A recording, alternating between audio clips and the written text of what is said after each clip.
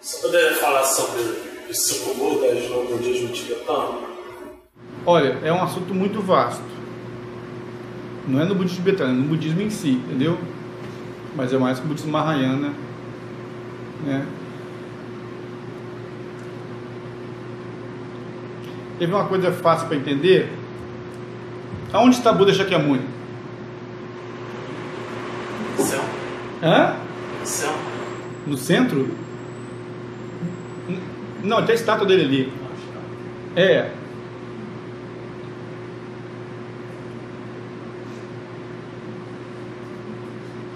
Porque ele fala dos 5 Budas, tem que aprender que tem um Buda primeiro.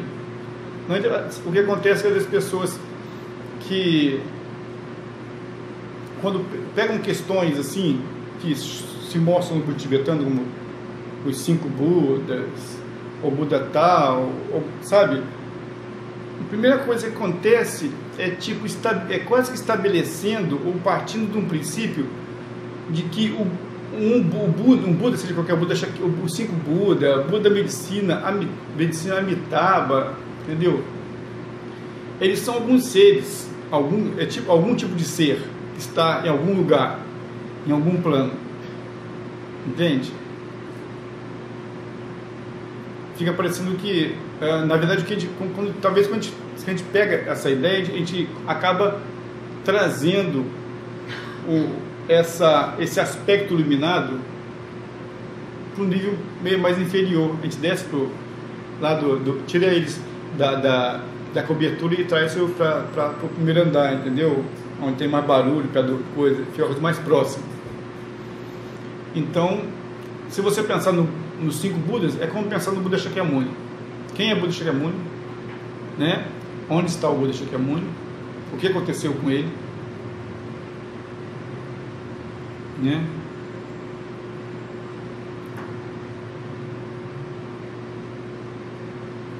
Aí você pega um dos Budas, dos 5 Budas, né? É um Buda Amitabha que está ali, naquela tanca ali, ó, vermelho.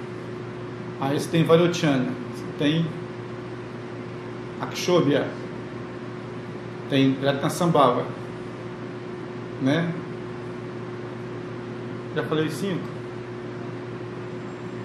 Falta no 1. Amoghasiddhi, não é?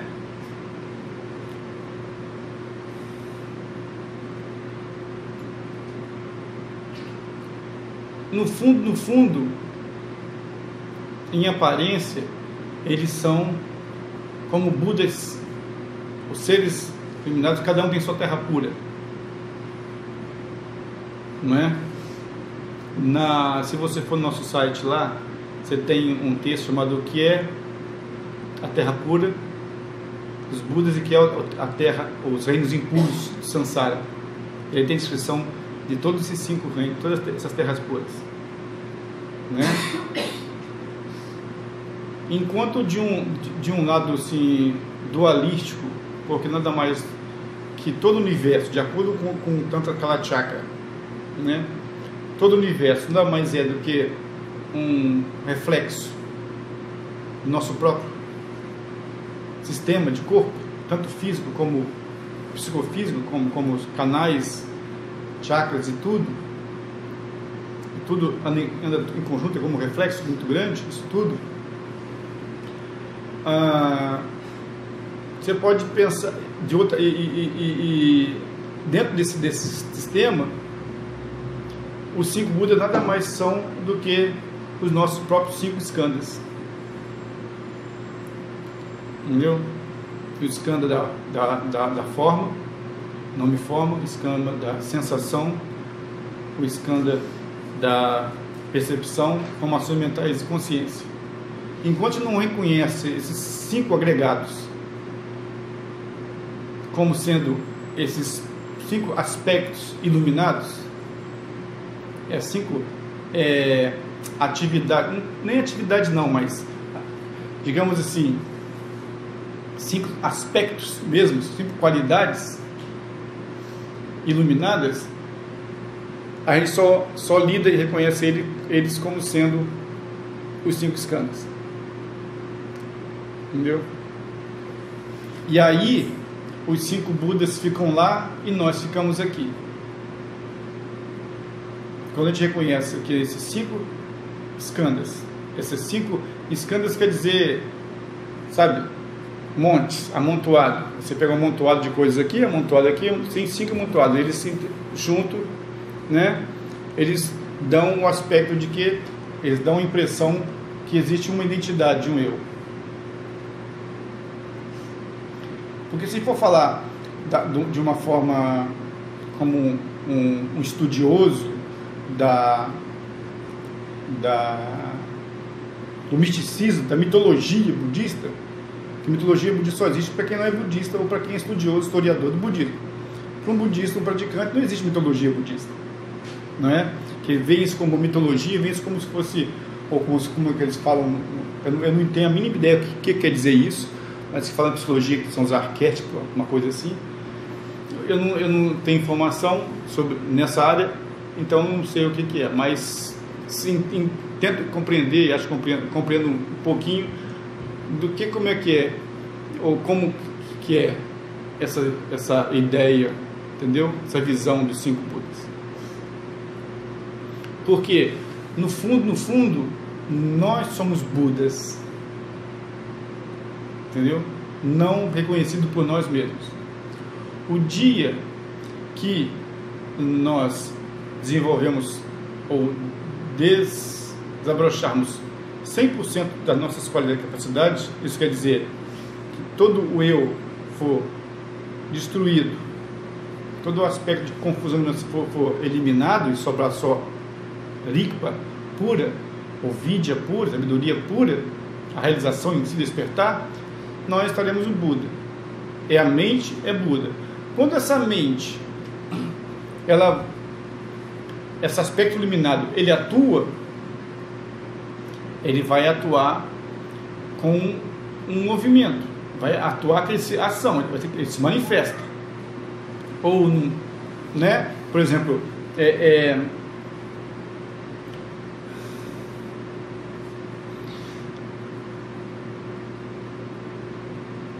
digamos que nós, durante a nossa caminho até chegar à budeidade, a gente tem um específico tipo de atividade, porque nós não conseguimos abranger todas as atividades, né?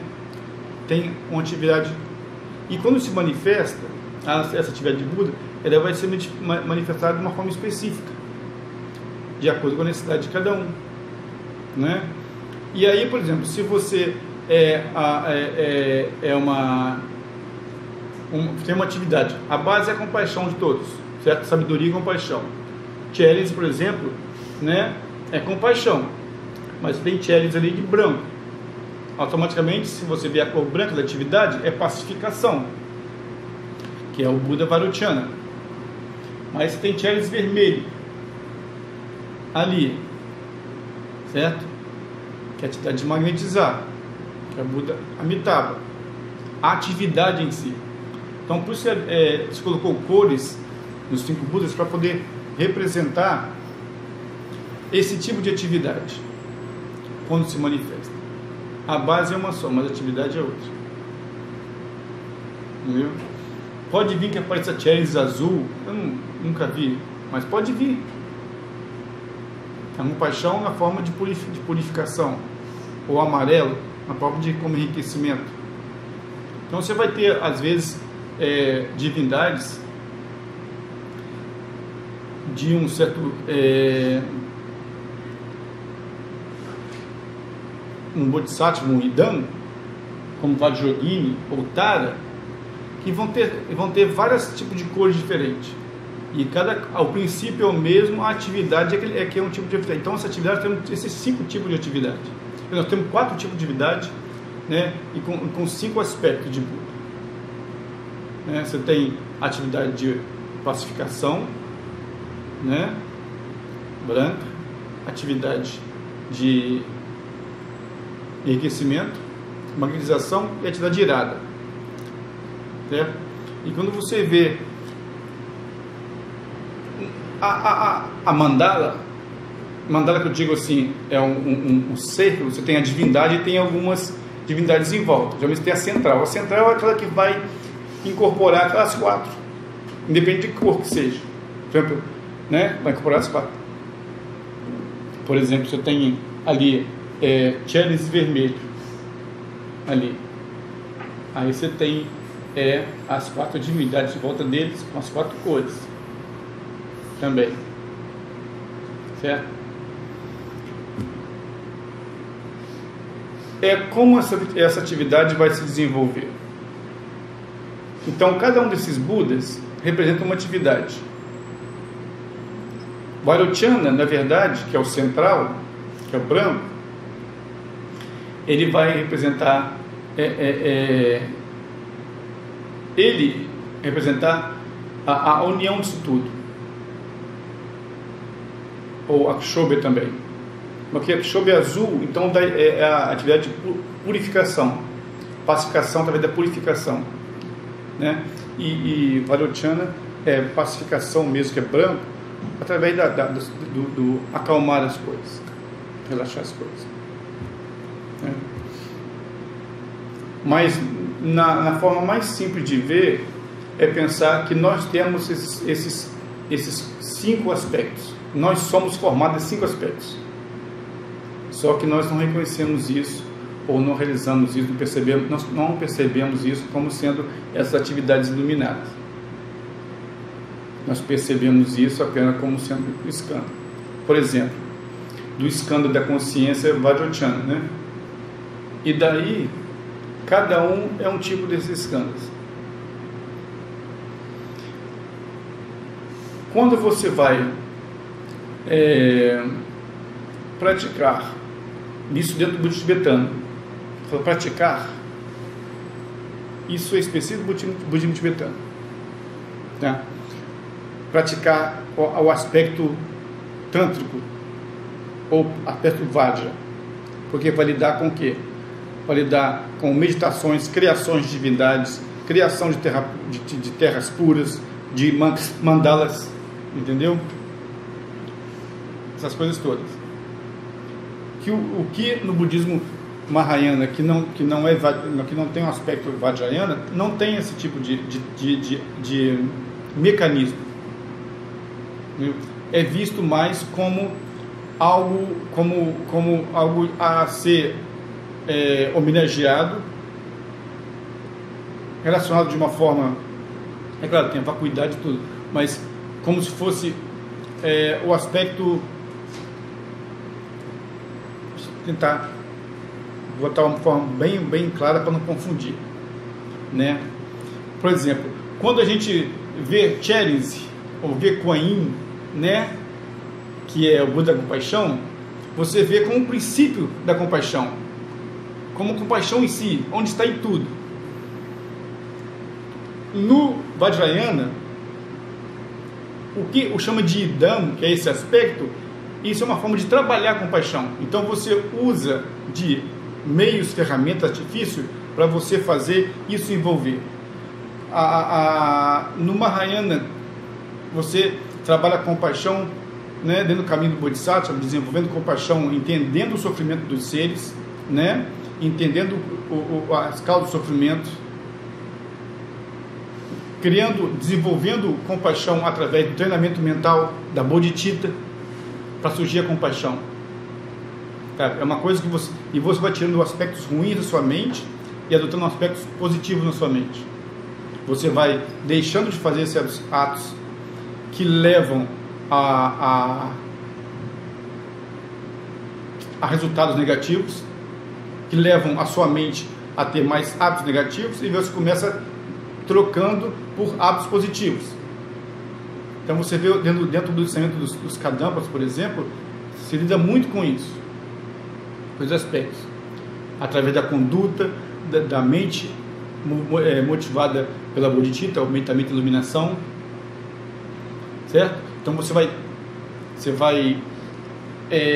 purificando esse aspecto, você vai transformando, tirando aquilo que é ruim e adotando coisas boas. Você vai treinando em paciência, treinando em generosidade, treinando na moral, na conduta, para desenvolver esse aspecto de compaixão. Você vai fazer, por exemplo, dentro a picha que ensinou, né, a parte do Tonglen, né, você dar e receber, você pega todos os aspectos negativos das pessoas e dá para ela todas as coisas boas, como gerar compaixão.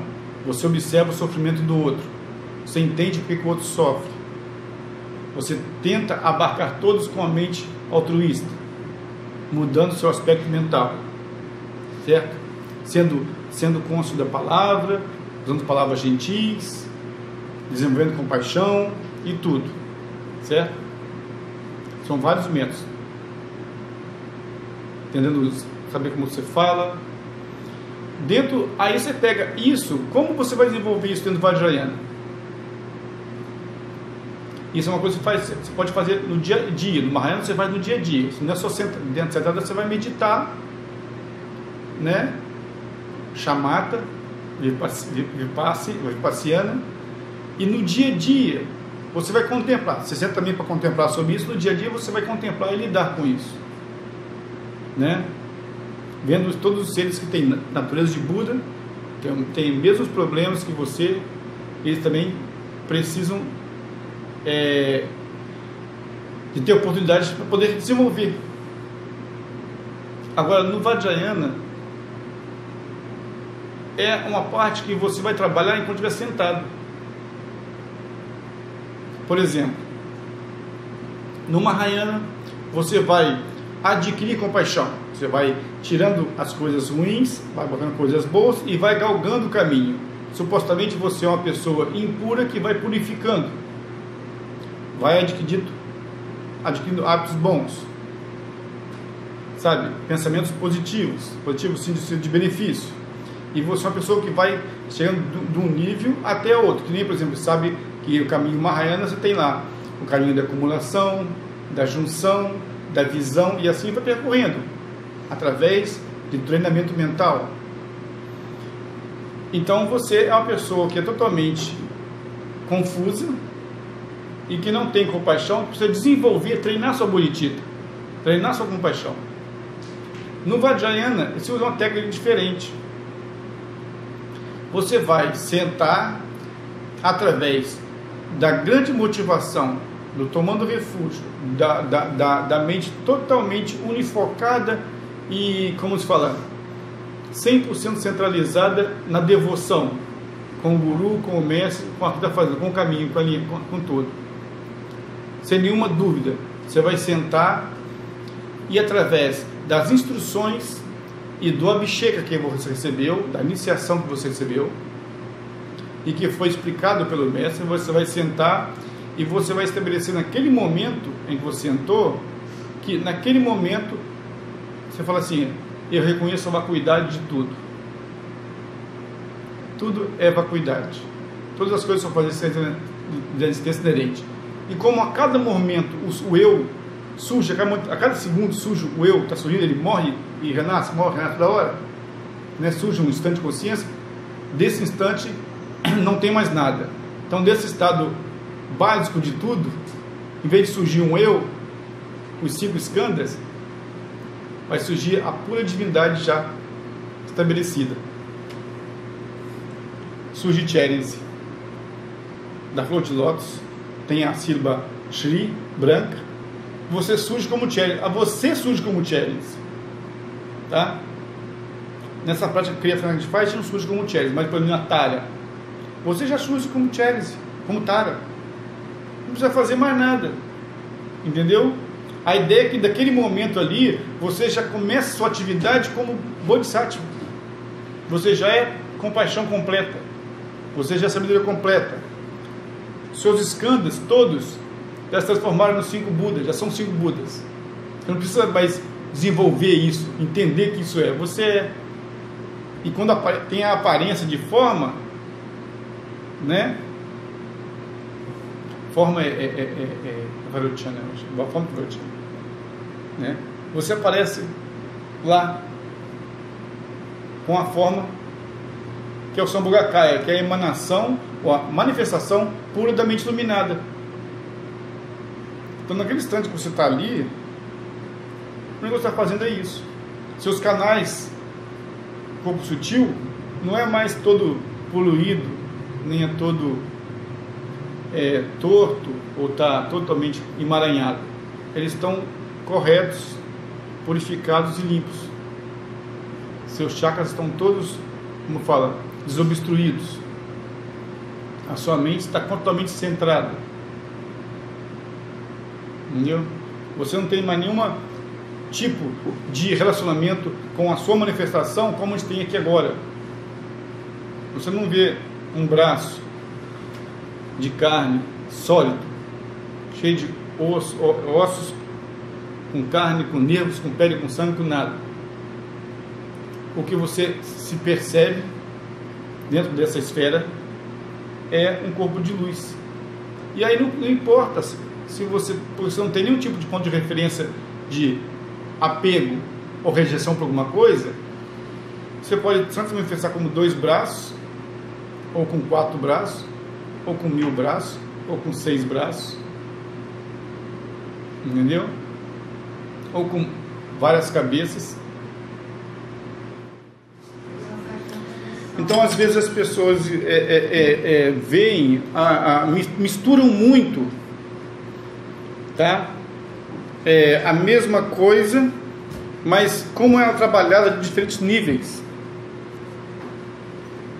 né? Às vezes, como se trabalha a compaixão dentro do nível do Vajrayana, do Tantrayana, como se trabalha a sabedoria dentro do Tantrayana, como se trabalha qualquer aspecto, enriquecimento, qualquer aspecto, não é?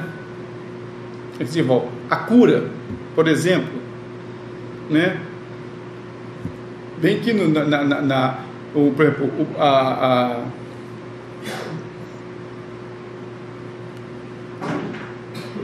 o Buda Medicina, você tem tem os sutras, que o Buda Medicina veio do sutra, não é um pensamento que veio do Tantra.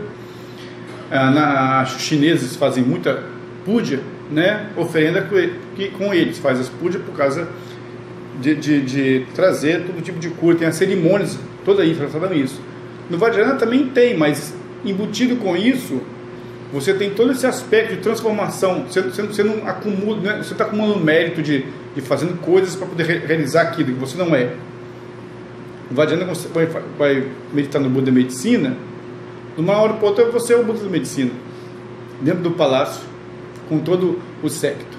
E aí vai começar a funcionar nessa base já. Entendeu? Então a ideia de que você atua tanto assim, até que um dia sua mente totalmente só percebe isso. Ela se desconectou totalmente fora, quando você sai da almofada, ela desconectou totalmente do aspecto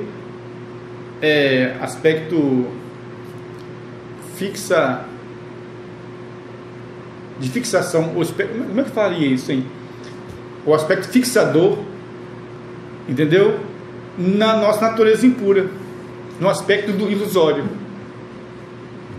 Ela se acostuma ou se estabelece de vez no aspecto puro real do que é iluminado, e não no aspecto não iluminado. Na verdade, o que nós temos agora como não Budas é a fixação em nosso aspecto iluminado e não iluminado, nosso aspecto confuso.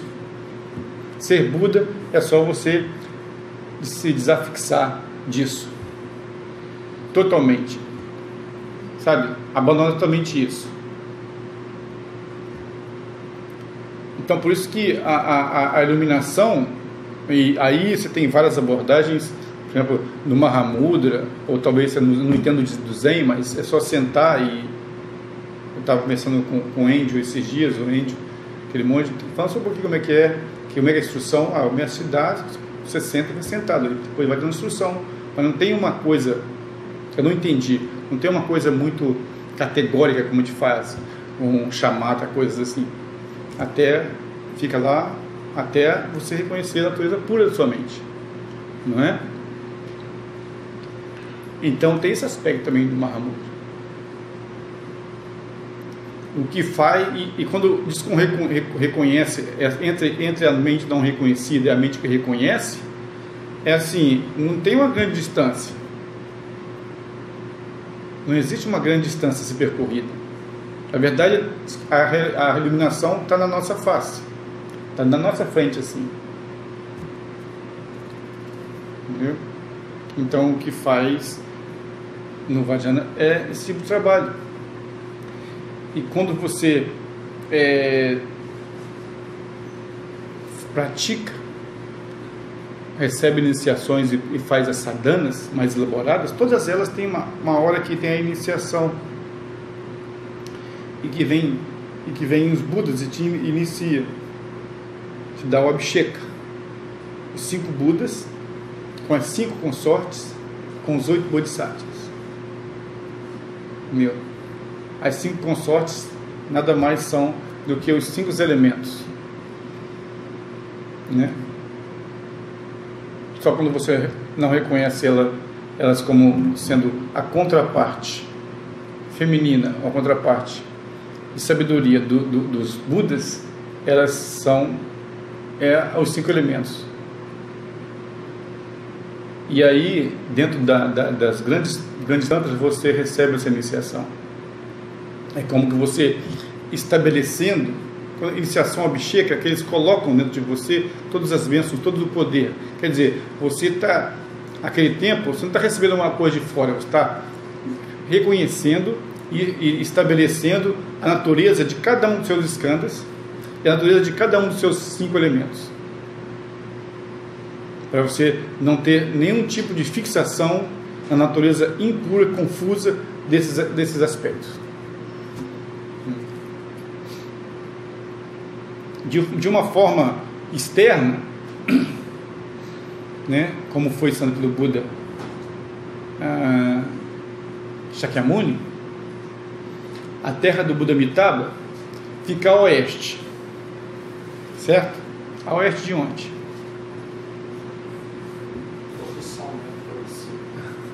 Hã? Pelo sul de Aruba, o da Shakyamuni direcionar ao pôr do sol.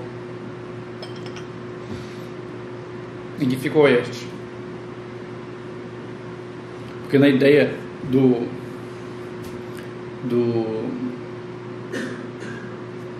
Abhidharma, que tem o Monte Meru, né? Mais os 5 continentes, os 4 continentes, a Terra fica ao sul, né? A leste fica o Papô, e a oeste que fica chama Balanchô. Então é na hora do oeste. Mas dentro do aspecto Vajrayana, leste é sempre a sua frente. Para onde é que ela esteja, né?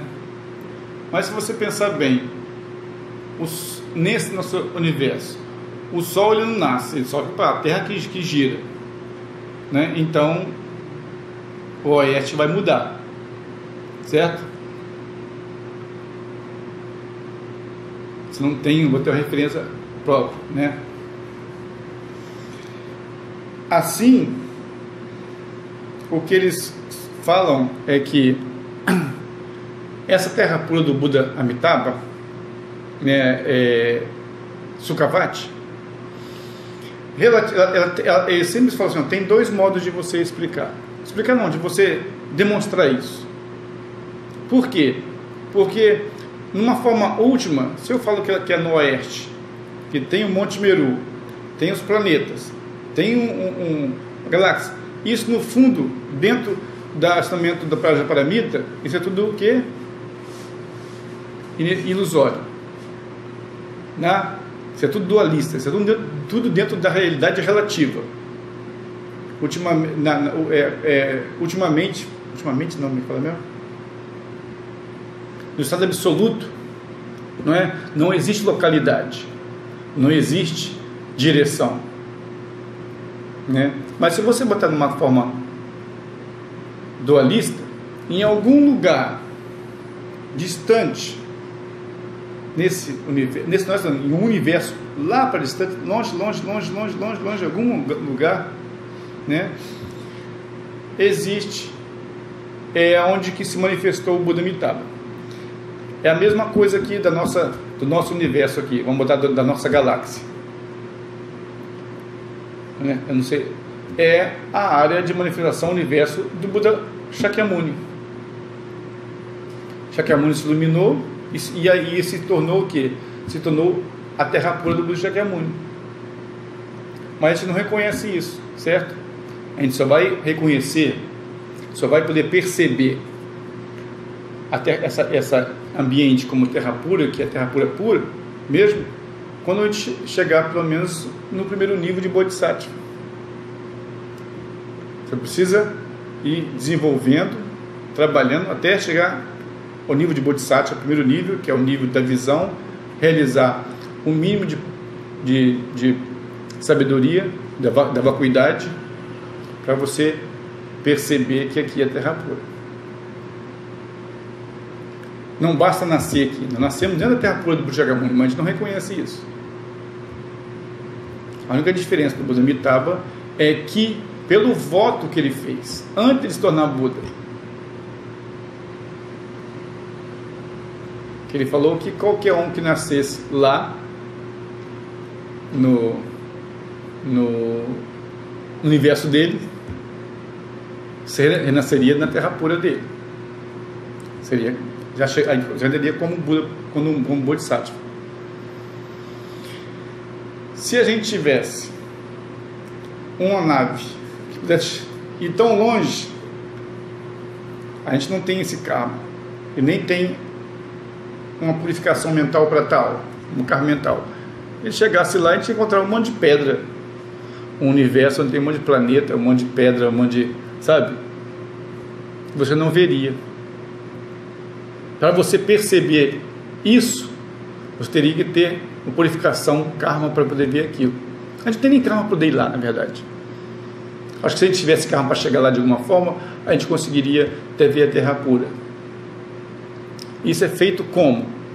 É feito através da primeira coisa, dos votos do Buda Amitabha, né?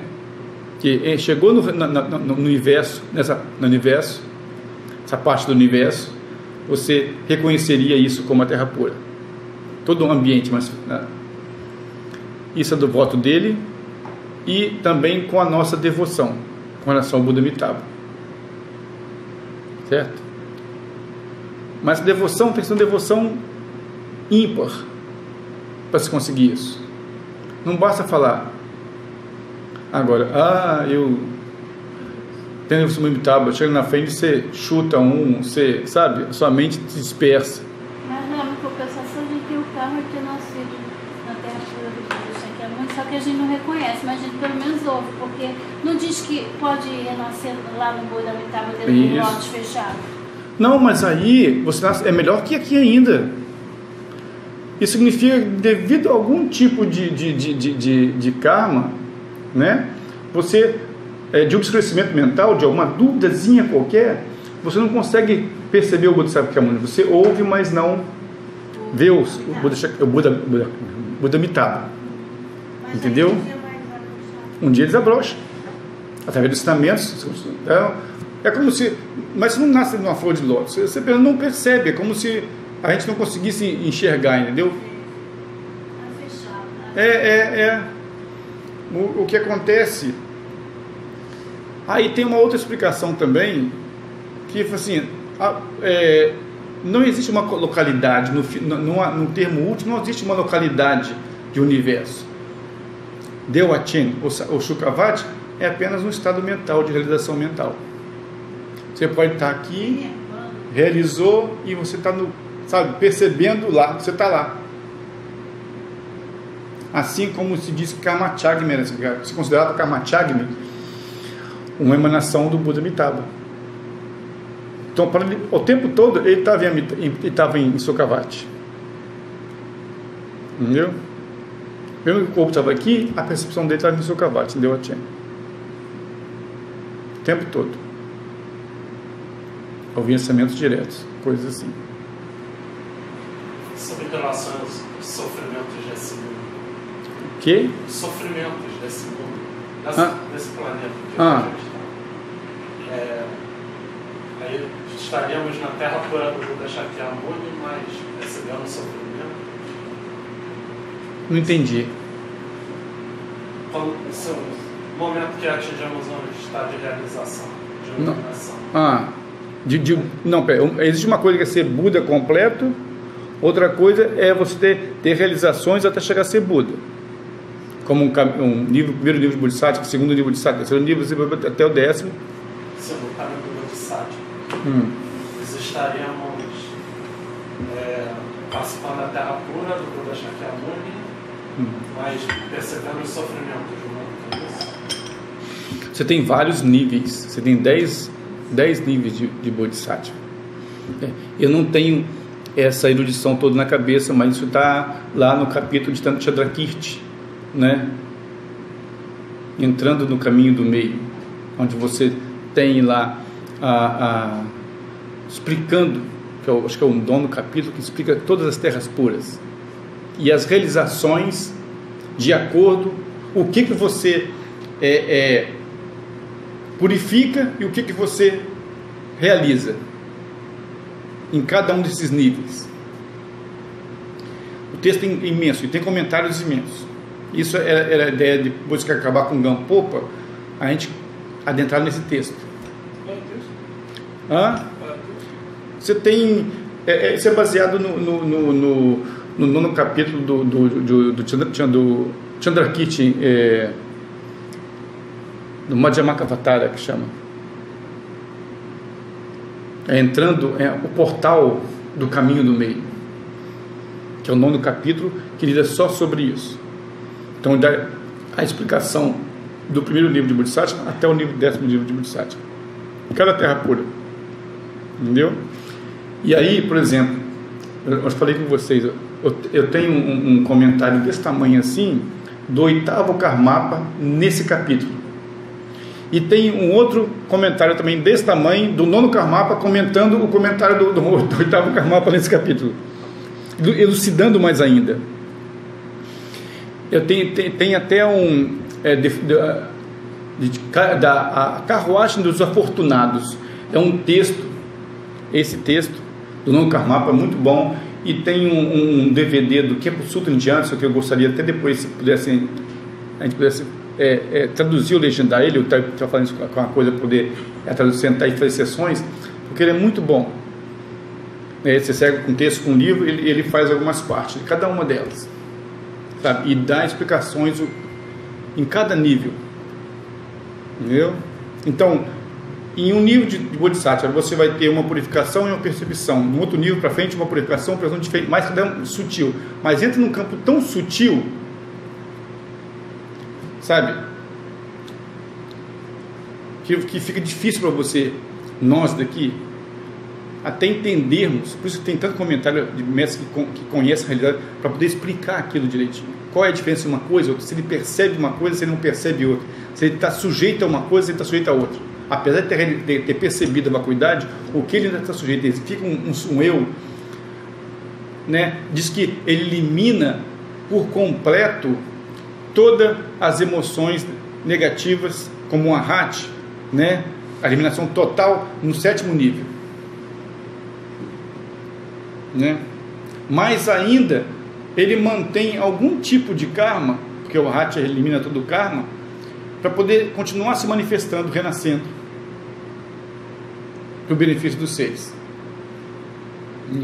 Mas entra num nível tão grande de sutilidade do que a mente, né, esse fluxo mental, porque nós estamos às vezes pensando ou equalizando a mente de um Bodhisattva com a nossa percepção.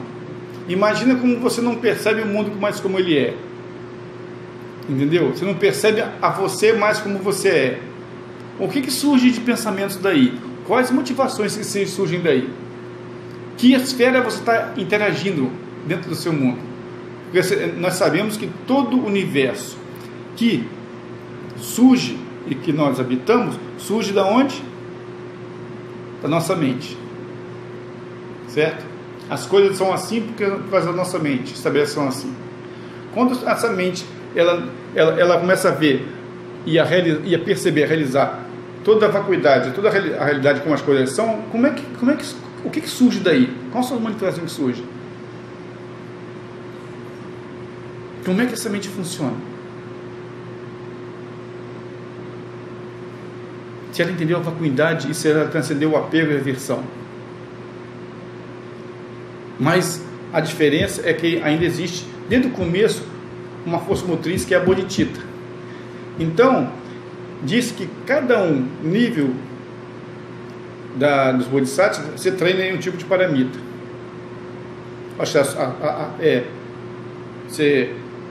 Eu não tenho de cabeça, mas o primeiro nível, que é nível da visão, chama joy, alegria. O primeiro nível de bodhisattva é com a intensidade é na generosidade. No segundo, na ética e moral, e assim vai, até chegar no nível das 6, depois você complementa, elas são divididas de uma forma diferente. Mas daí eu afirmar para você que como que um bodhisattva percebe o sofrimento ou não, é muito difícil. Até porque isso tem diferenças entre diferentes níveis de bodhisattva. Porque cada vez que você refina essa visão da vacuidade, você desenvolve mais qualidades, outro tipo de qualidades, outro tipo de percepções. E para quem um tempo vai saber disso, porque ele estudou, memorizou tudo, ele memoriza todos esses textos, né? Vai saber disso tudo.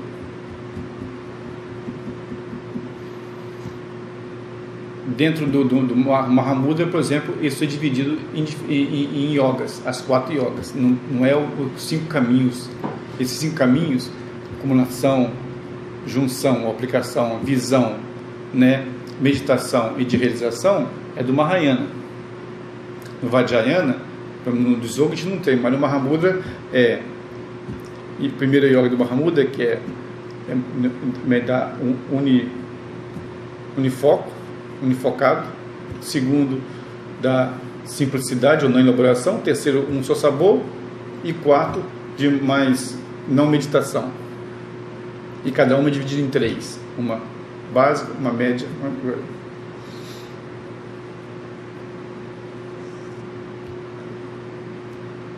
Se me perguntar se um bodhisattva, dependendo como ele percebe, você tem textos que vão dizer assim, sabe, quais são as realizações desses, mas eu não tenho a mínima ideia de como seria. E são bases de grandes estudos se eles percebem, em certos altos níveis, se percebe ou não o sofrimento. Entendeu? Para mim, do que eu tenho de algum tipo de... que eu li a respeito disso, é que um Buda não transcendeu tudo. O sofrimento só existe dentro da nossa percepção dualista. Entendeu? Por isso que o Buda é perfeito, totalmente, completamente perfeito. Ele não trabalha na base de que há ele iluminado e os seres que não são iluminados. Entendeu? Que há diferença entre ele e a gente. Para a gente existe a gente e existe o Buda. A gente funciona nessa base, né?